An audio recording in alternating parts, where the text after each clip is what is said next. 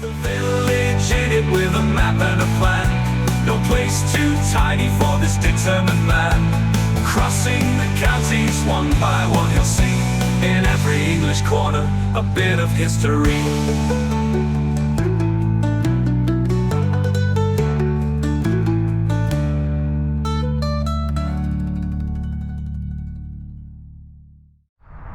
Welcome back to Rushcliffe, everybody. We've got 3 left to go to in this part of Nottinghamshire, and this one is centred around a massive airfield. And it's not the kind of airfield we're used to seeing. Usually when we talk about an airfield, we're talking about the RAF and World War II. Now, there are some bits and bobs to do with the RAF and World War II at this particular airfield, but it's not the reason it was actually built. Despite that, there are some World War II defences that still remain. Here we go. Here's one. That is one of 18 World War II defences that you'll find around the airfield, which is in the parish of Tollerton.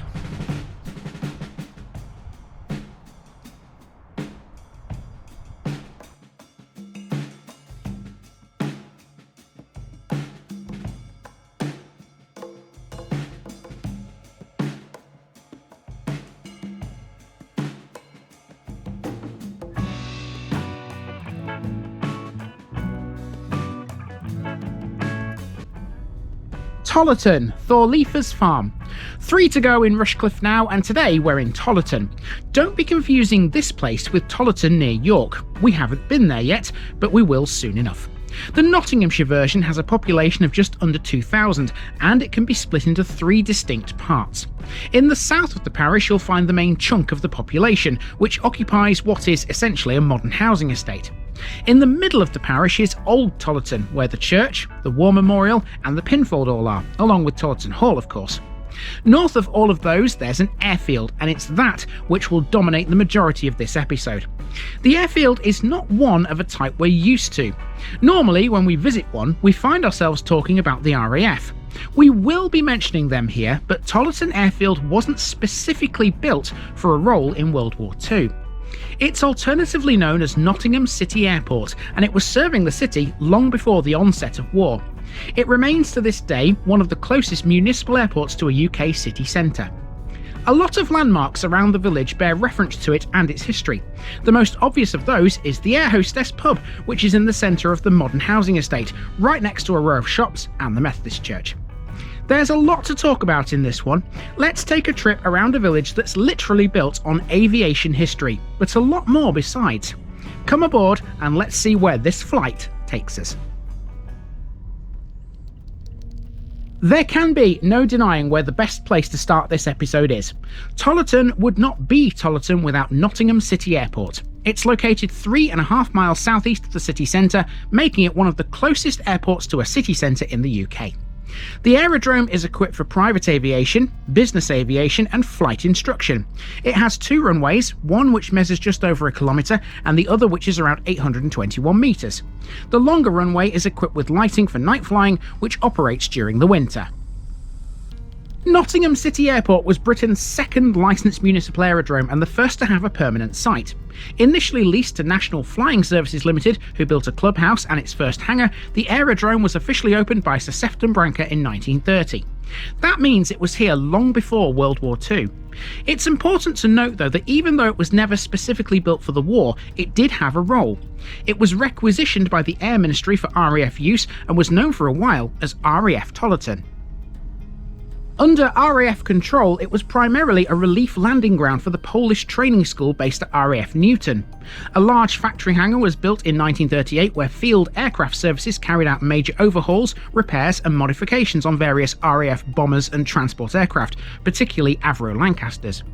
3 hard runways were constructed in early 1941, along with a rare production R-type hangar. 18 airfield defences were provided too, including pillboxes. Post-war, the airfield returned to civilian use and was again a commercial airport. Blue Line Airways and Trent Valley Aviation operated from here from 1946 until 1948, when its aircraft passed on to British Eagle. Since 1948, Tollerton has only accommodated private light aircraft and more recently helicopters. Derek Truman of Truman Aviation organised popular annual air shows from 1967 to 1980, and the airport hosted 3 prestigious King's Cup air races in 1967, 1968 and 1970. A purpose-built control tower was built in 1967 and it's still in use today. Before this, the only air traffic control facility was an RAF flying control caravan, which departed when they moved out in 1956. Most of the 1930s and 1940s hangars gradually became disused and were demolished, although all 18 defences, the pillboxes, survive to this day, and they're Grade 2 listed buildings. Cranfield Flight School operate from the airport today. They're owned by Truman Aviation. Sherwood Flying Club are based here too. They're a members-only flying club founded in 1957. And in the main building of the airport is Chocks Away Cafe, which offers food and drink with a main courtyard and separate space intended for children, adjacent to the airport's apron. The RAF do still have a presence here, namely 2425 or Nottingham Airport Squadron. Based at the airport since the early 1980s, they are one of around 1,000 squadrons that form the Air Training Corps, or RAF Air Cadets. Nottingham City Airport could soon be closing. In early 2024, plans were announced for its potential closure in favour of a major new housing development by Vistry Homes Limited, who acquired the land in 2021. These controversial plans have faced a backlash from the local population.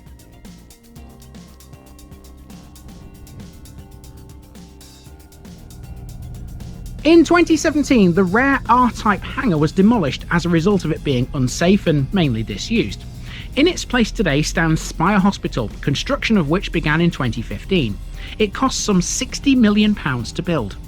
The hospital has 58 beds, 5 operating theatres and an advanced radiology department. It offers a range of clinical specialities, including general surgery, ophthalmology and orthopaedics. Spire Healthcare is a private healthcare group that was founded in 2007 by acquiring and rebranding 25 Bupa hospitals. In total, across the country, it has 39 hospitals, 11 clinics and 1 specialist cancer care centre. They welcome patients with private medical insurance, those who are self-funding, and they do offer some NHS services too.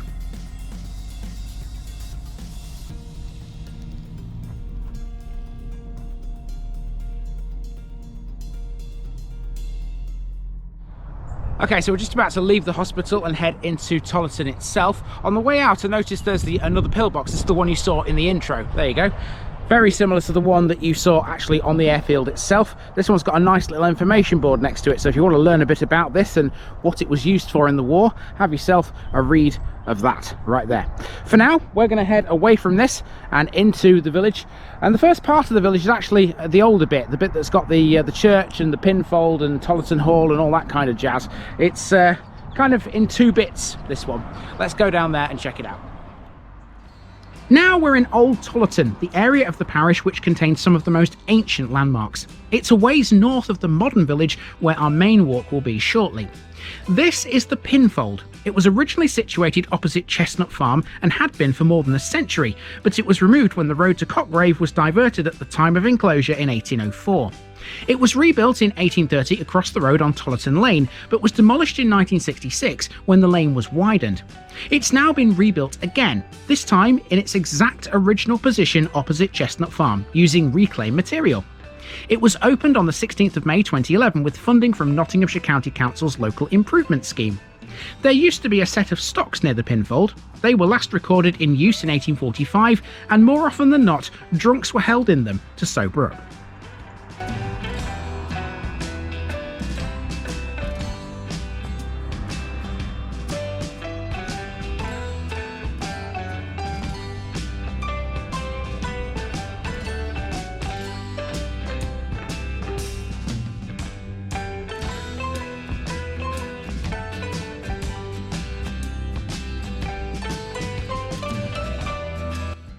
These gates lead to Tollerton Hall, or if you will, Rushcliffe Manor. The current house is the result of much reconstruction in the early part of the 19th century, when several towers, turrets, pinnacles and battlements imitating Gothic architecture were added to it. However, much of that has now been removed for safety reasons because of stonework decay. You can't see the hall from here, but you can from the churchyard. We'll get a look at it shortly. Here's the War Memorial. This was erected in 1919 and it takes the shape of a lantern cross. It displays the names of those killed in both World Wars on a plate, giving their details at the side. Next to this, there's a separate memorial for the Americans who served in the war that were based in Tollerton. This is dedicated to the 507th Parachute Infantry Regiment, who camped in the grounds of Tollerton Hall. The memorial was unveiled in 2013 and the ceremony was attended by 3 American soldiers. In conjunction with this, a replica World War II camp was set up in the paddock next to the church, which enabled local people to gain further insights into the times when the Americans were camped here. Okay, so we've got a parish notice board here, so one of these cards will be left. There's only a couple of these left to leave in Rushcliffe now, isn't there? So, there you go. That's Tollerton done, but if there's a parish notice board in the other part of the village, which we're going to walk around shortly, I will leave another one there, because it's like 2 different villages this. You've got the old part and the much newer part, which is to the south.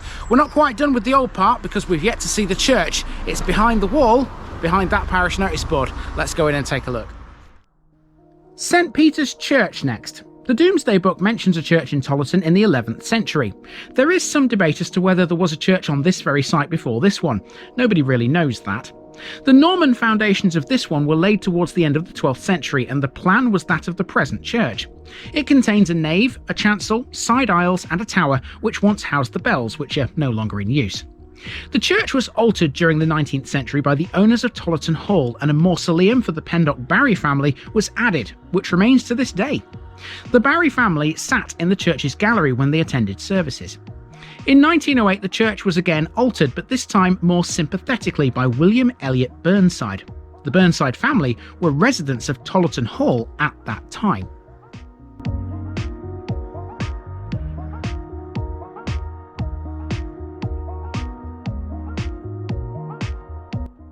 And speaking of the hall, it's connected to the church. I was amazed by just how mean and menacing this place looked. Tollerton Hall was the founding place of St Hugh's College in 1948 by the Roman Catholic Diocese of Nottingham. As its junior seminary, it accepted boys from the age of 11, but by 1969 it had opened its doors to secular students. It closed in 1986, leaving the hall as a corporate HQ for Bank Arts, part of the Oval Group. They took it over as their offices and remained here until June 2017, when it was bought by a businessman, Ian Kershaw, for use as a private home again. The estate the hall occupies has dwindled in size over recent times. In 1980 it occupied about 118 acres of park, woods and arable farmland. According to White's Directory of 1864, the grounds were once much more extensive and tastefully laid out with shrubs and flowers, and there was even a fine piece of water with a small woody island too.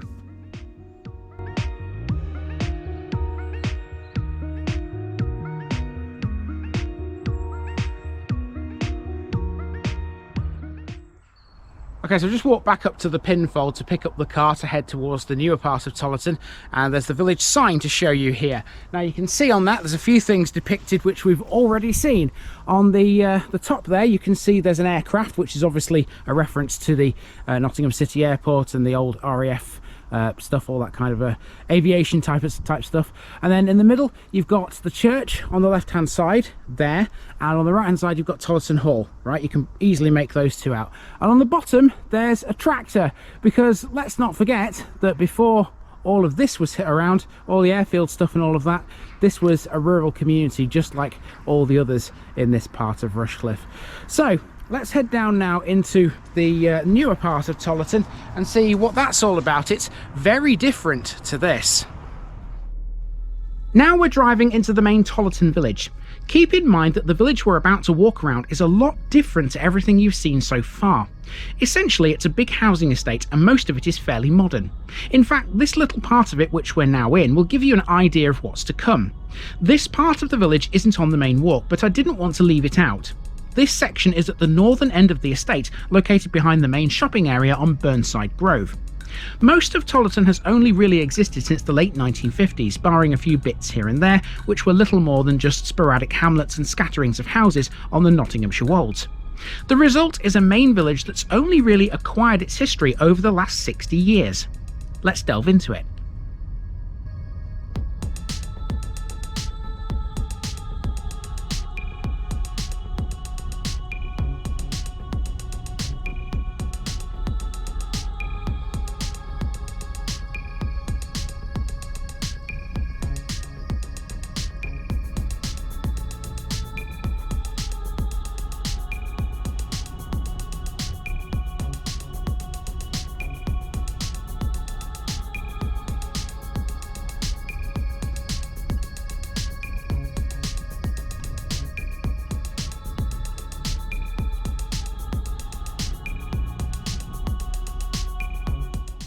We begin the walk at a park in the far western reaches of the estate.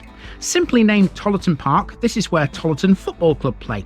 It's got a decent sized playground and a pretty good playing field. All average stuff for a village of this size, right? The park was refurbished with new children's play equipment in 2008 and again more recently through the Active Tollerton project. That added the first interactive play equipment in Rushcliffe.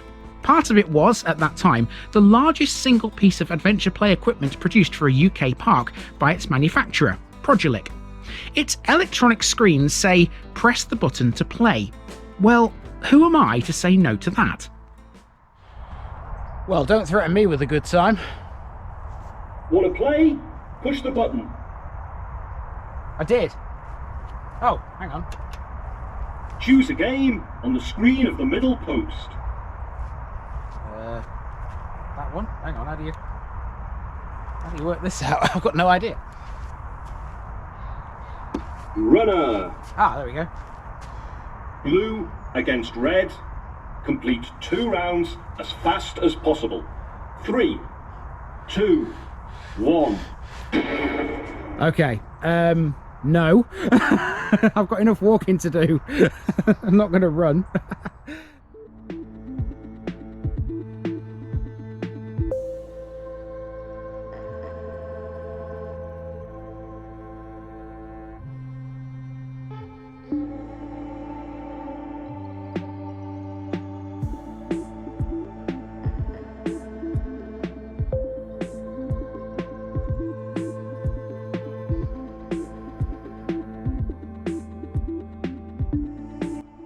These shop units on Burnside Grove were not built until 1968.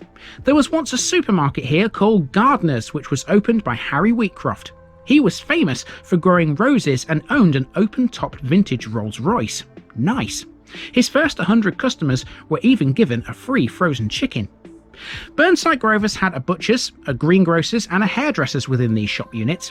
In 1985 the butcher's was run by C. Fielding and Sons and David Collins ran the greengrocer's shop. 10 years later, the Rooks had the greengrocer's shop and Allen's had the butcher's, who by that time was selling fish and other products.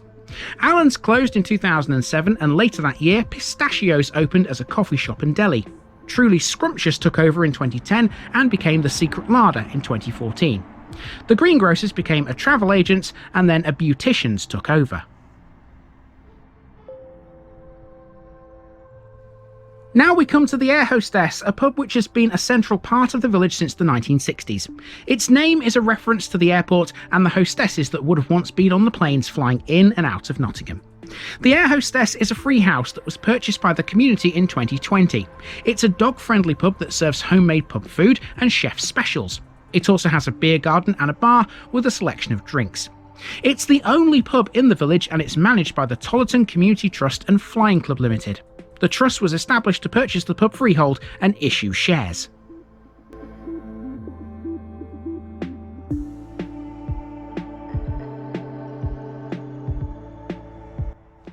Opposite the pub is the Methodist Church, located in a modern building.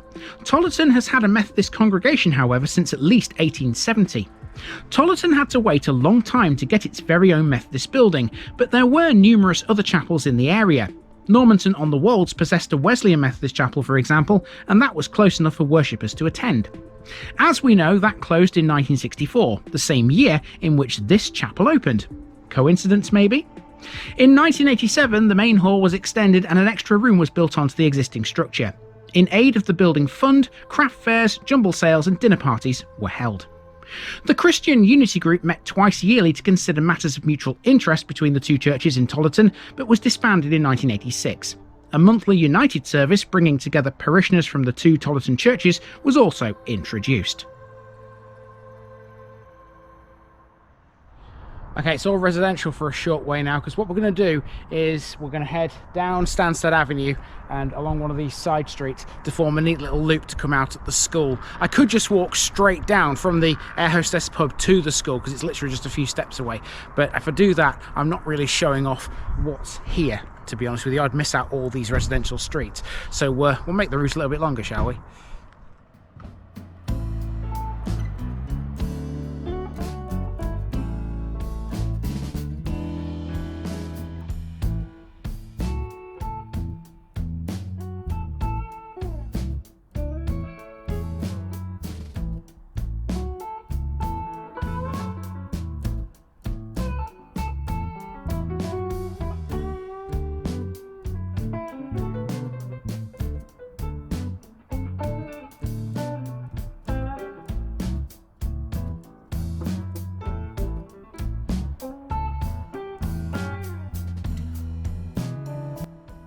Next, we've got the school.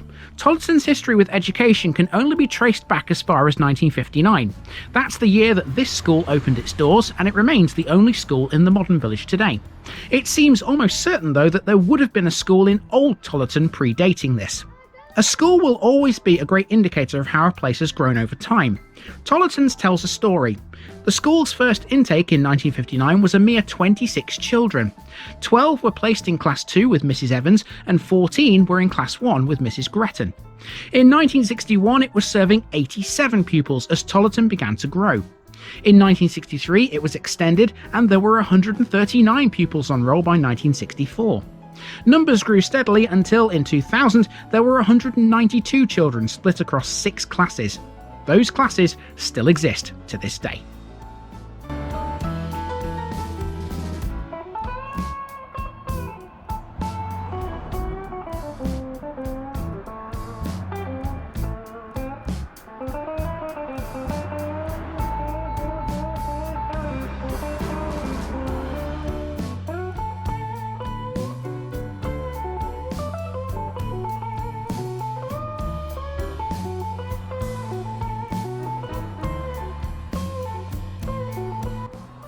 Now here's a landmark we don't often talk about much, a Chinese restaurant. Now have you ever wondered why the UK has so many Chinese restaurants? Well, it's all connected to a shift in immigration policies after World War II. The increased migration to the UK to address the labour demand led to a restaurant boom in the Chinese community. The site of this, the Charde Oriental restaurant, was just open countryside until 1936 when 2 shops were built here, a butcher's and a co-op store. They served Tollerton until the 1970s when they were then converted into the original Charde restaurant, operated by the Richardson family. In 2007 it was transformed into an Oriental eatery by Mr Hon Leung. Close by there's a modern garage which hasn't been here all that long. This used to be the site of a repair garage established by a Scotsman called Frank Muir. He was a coachman and the chauffeur for the burn site of Tollerton Hall. He was very opportunistic in opening a garage. The road we're on here is a bypass, and of course it's where the majority of the traffic through Tollerton now goes. Where there's cars, there's bound to be business, right? Legend has it, Frank Muir dug out the pits for the petrol tanks himself. As more people acquired cars, the garage prospered. It was taken over in 1983 by J.F. Hopewell Limited and provided car servicing, valeting, petrol and an outlet for the new Austin Rover. It was frequently referred to as Lane End Garage. With the demise of Rover and the redevelopment of the site by Total, the Hopewell's stay at Tollerton came to an end in the late 1990s, though they did relocate to Station Road in Plumtree for a few years afterwards. Now there are no car repair or sales facilities, just a petrol station and a Waitrose shop.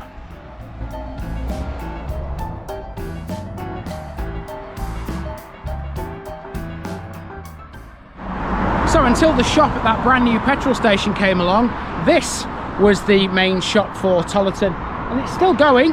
It's not lost any business, it seems. Let's check it out. This is the last landmark on the walk. Prior to 1929, Tollerton had no post office and there wasn't even a postal delivery service to the village. Let's not forget, most of it didn't even exist back then. Tollerton's original post office was located within a house across the road from Bassingfield Farm. In the 1930s it moved to the Gateway Lodge on Cockgrave Lane. Today, the post office is located in Tollerton Stores, an award-winning shop that also sells produce and delivers daily newspapers. This building has been a shop for most of its life. It was originally a house lived in by Mrs Redgate, who sold a variety of things from it, including cakes. It became an official shop in 1940 and sold knitting wool. For a short time later, fish and chips were served here too. By the early 1960s, it was a post office stores run by Walter and Irene Smith, who stayed for 26 years until their retirement in 1986. The Smiths had the store extended in 1962 to provide more shop space. It became the off-licence it is today in 1998.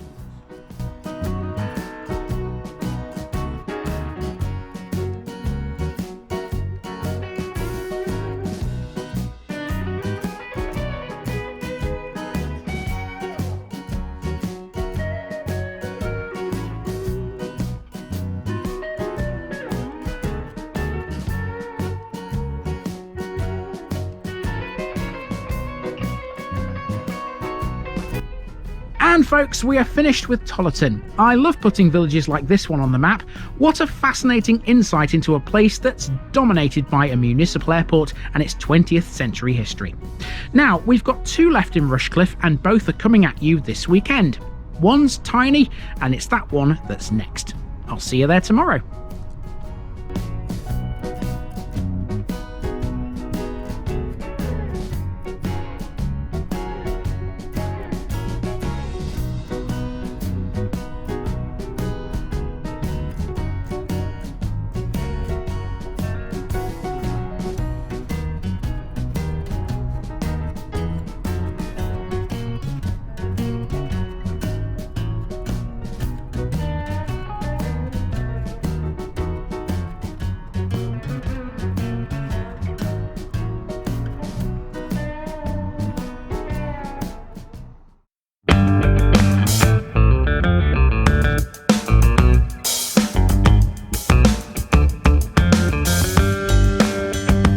Now, just before I go, remember, this video is part of a huge project to visit every civil parish in England.